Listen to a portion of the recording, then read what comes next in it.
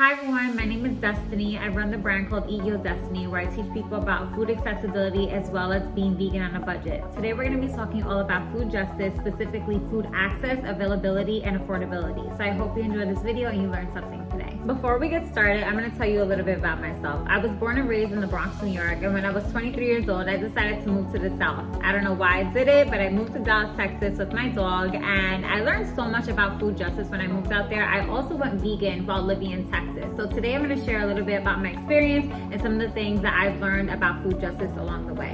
When I was living in the Bronx, I lived right across the street from a supermarket, so you probably wouldn't think that food access was an issue. However, that supermarket was very expensive. So a lot of times I would have to take the bus or the train to another neighborhood just to go food shopping at a place that was more affordable. And this is the reality for a lot of people. The first thing I want to talk about is food justice. What exactly is food justice? For me, it's an umbrella term that has many different things under it. Today we're going to talk about food access, availability, and affordability. But there are many other things that fall under food justice. For example, farmers' rights, agricultural conversations, and environmental racism. When it comes to food justice, I want you to think about the following questions. Are you able to wake up every morning and decide what it is you want to eat for breakfast? Are you able to go and grab lunch? Can you go in your refrigerator and find fresh produce to make dinner? I spoke a little bit about my experience living in the Bronx, where I was directly across the street from a supermarket, and I had the privilege to be able to go to different supermarkets around my neighborhood, but all of that changed when I moved to the South. I realized that if you don't have a reliable form of transportation, sometimes going to the supermarket can be impossible. The next thing I want to talk about is food availability. When you get to the supermarket, is there actually food there? Is there food there that is fresh and ready to go home with you? Is the food that's there nourishing? One of the things I like to do on my Instagram page, EatYoDestiny, is talk about food affordability. I travel around different cities and show the vegan finds. Honestly, the price tags vary depending on the city you're in. Now let's talk about food affordability. When you get to the supermarket and there's actually food there, can you afford it? Are you able to use your EBT card, cash only, or a debit card? Food affordability is one of the biggest conversations in the vegan community. A lot of times people are interested in going vegan, but the affordability aspect is what really turns them off.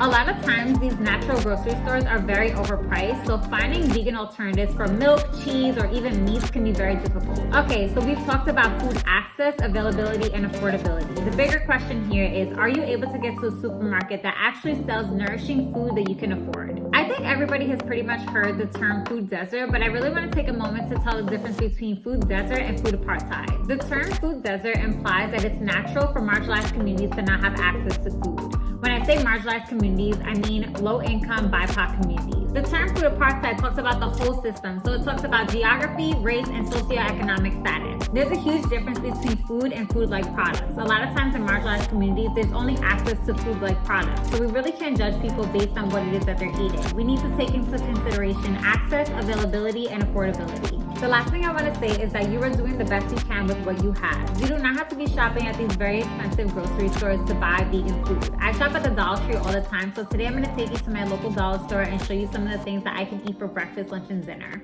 All right, everyone, visiting my local Dollar Tree, and we're going to look for some food. I found some vanilla almond milk to go perfectly with some instant oatmeal. This is maple and brown sugar flavor. And then I also found some frozen fruit for a smoothie. Let's get started. So I'm just going to put some almond milk in a cup and add it to the brown sugar and maple syrup oatmeal. And I'm just going to microwave that for about 2 minutes. I also used some of the almond milk to make my smoothie, so I just put it in my blender and then added the entire bag of the frozen fruits. Here it is, mixing up. And I ended up adding some green apples to my oatmeal just to make it more filling, and there's my smoothie.